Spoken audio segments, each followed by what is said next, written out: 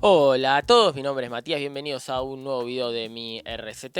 En este voy a hablar del documental, de la miniserie documental de Netflix Rompan Todo, la historia del rock en Latinoamérica.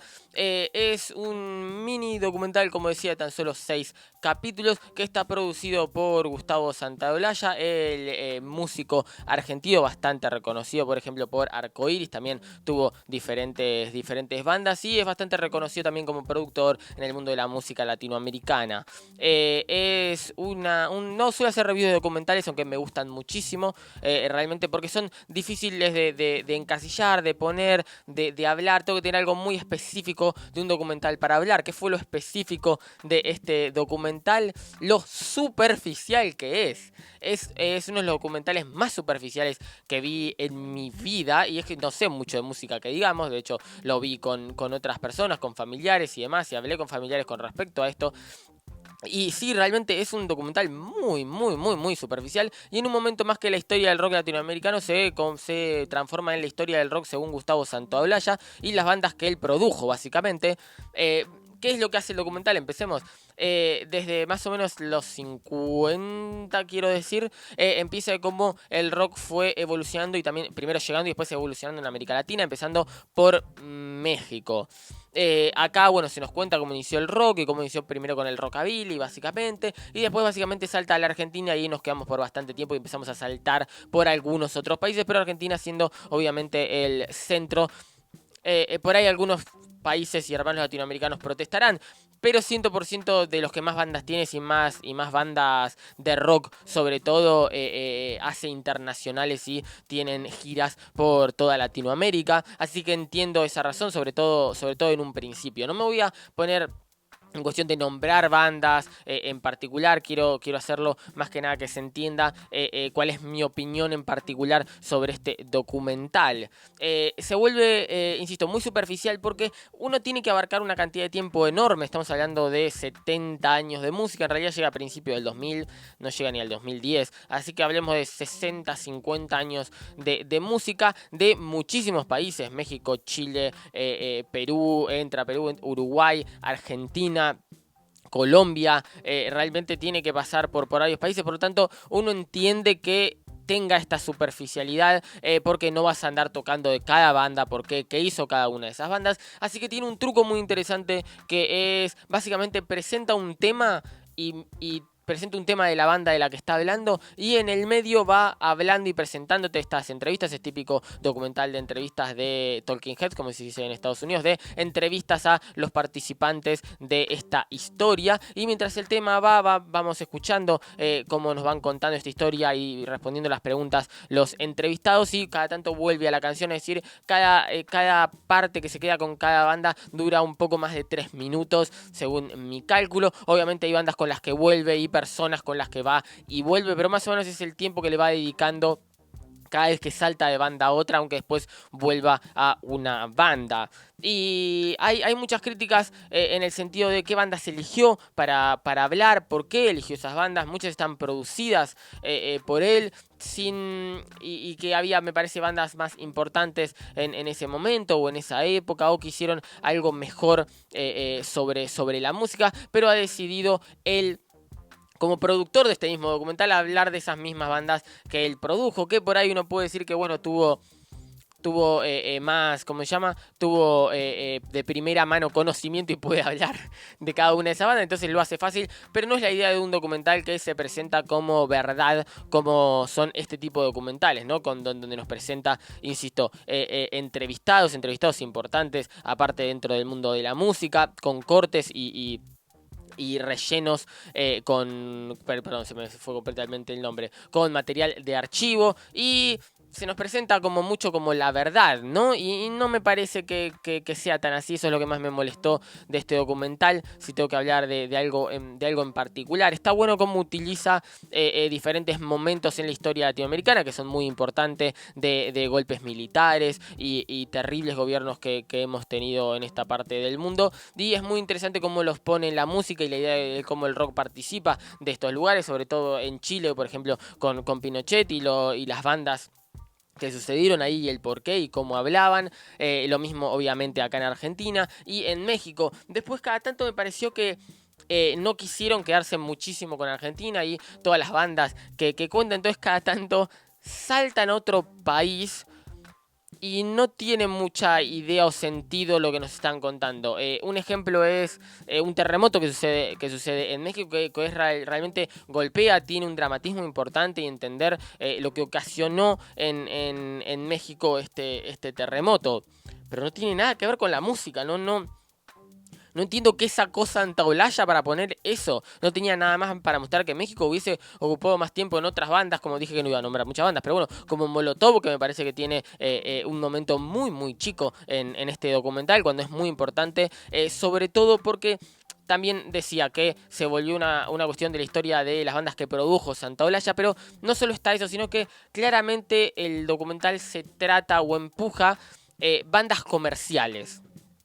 Lo cual no me parece tan errado, porque si estás hablando de la historia del rock latinoamericano y el cambio que hubo en toda Latinoamérica, presentás bandas que hayan cruzado fronteras. Y las bandas que cruzan fronteras son las bandas comerciales, ¿no? Que han tenido un empuje de productoras y de grandes empresas para explotar. Por ejemplo, acá entiendo, por ejemplo, la no participación o el muy extremadamente muy poco tiempo que le dan a los Redonditos, que es muy poco. ¿Por qué? Porque eran argentinos, de hecho ni siquiera hacían entrevistas, no tenían una participación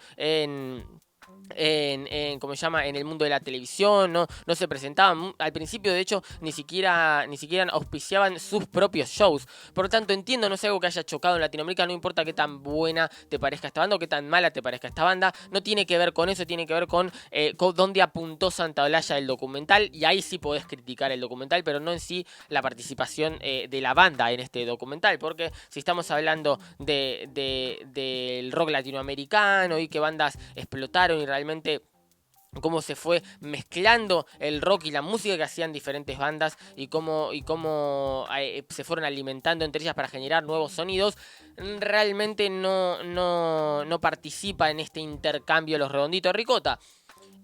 Insisto, no tiene que ver con el gusto, ¿no?, que vos tengas la música. Sí, obviamente fue muy importante, de hecho molestamente importante, en la música argentina y en el desarrollo que tuvo esto y las bandas que salieron posteriormente, que tienen claramente una gran influencia, el 99% de las bandas de Los Redonditos, pero eso no tiene nada que ver con lo que el documental está apuntando, con lo que Santaolalla está apuntando, que es más que nada la comercialización de la música y la evolución de la música a partir de esta comercialización entre los países latinoamericanos.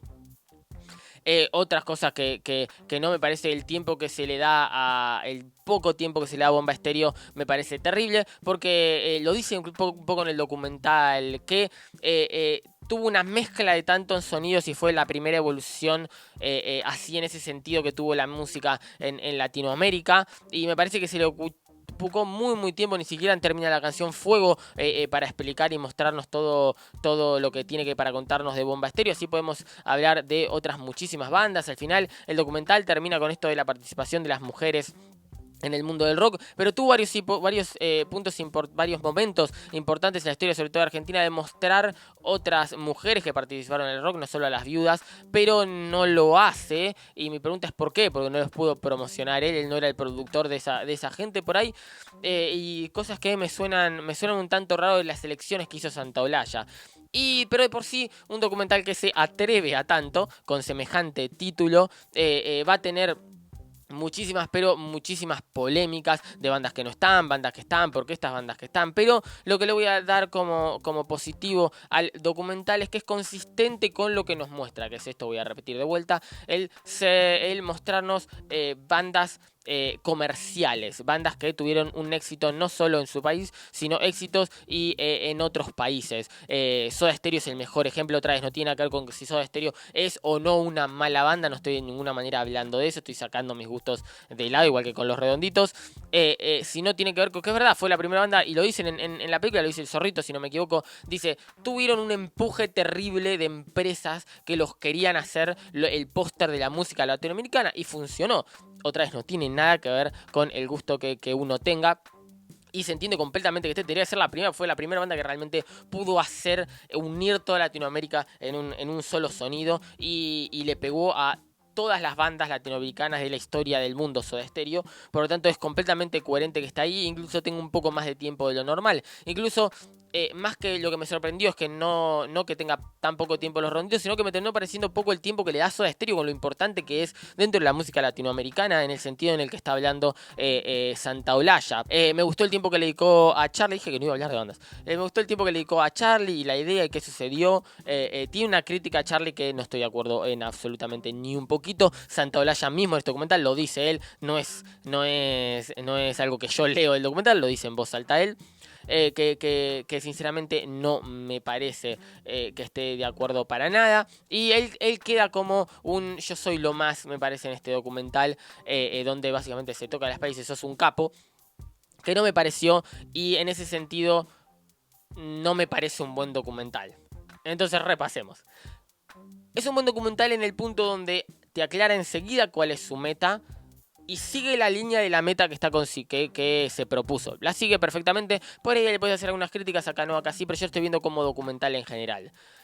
Pero al mismo tiempo no me gusta cómo está presentado el documental. No nos presenta la opinión completa y 100% de Santa Olalla de algo tan grande como es la música latinoamericana. Me parece un error presentarlo así. Entonces, en ese sentido, me parece un error del inicio y cómo está formado este documental y lo que quiere lograr y cómo se quiere implantar en el, ¿cómo se llama? En la persona que lo ve, en la gente que lo va a ver, que por ahí lo toma como 100% cierto y seguro cuando no es así. Eso es un error. Es algo que un documental de ninguna manera tiene que mostrar al público. Pero voy a cerrar esta review con algo que hace bien, algo que le destaco como positivo, que está 100% desde dentro del documental, donde cómo nos muestra las diferentes voces que van hablando, los diferentes entrevistados, que le permite a cada uno en varias instancias dar su opinión sobre la música y el tiempo en el que estamos hablando. Nos damos cuenta enseguida cuando estamos en México y están hablando de la música y hablan de las primeras bandas y cómo salieron esas bandas. Y vamos a entrevistados actuales, de bandas más actuales, donde dicen, no me gustaba, a mí no me representaba. Vamos a otro que dice, uy, qué buena música. No eran buena música. Pero eso se pierde un poco cuando llegamos a Argentina. Está en los países del exterior. Está en Colombia con Aterciopelados, está en Chile, está en México, pero en Argentina no está eso, no está, me parece, esa cuestión de opinión de los personajes de las personajes participantes de realmente qué opinan de la música. Y me hubiese gustado que esté, no sé si fue editado por Santa Olalla de esa manera, no sé si fue, como se llama, no sé si fue que los mismos personajes y protagonistas no se animaron a dar opiniones como dieron otras bandas y entrevistados latinoamericanos. Pero en sí no me gustó que no estará, pero al mismo tiempo lo felicito por haber estado en un principio del documental y en otros lados del documental. Pero este es el final del video. Pónganme en los comentarios si están de acuerdo o no conmigo. De verdad, muchísimas gracias por verme. Me dieron un favor enorme. Si comparten, si ponen me gusta y si les gusta lo que ven, aprieten la butaca y nos vemos en el próximo.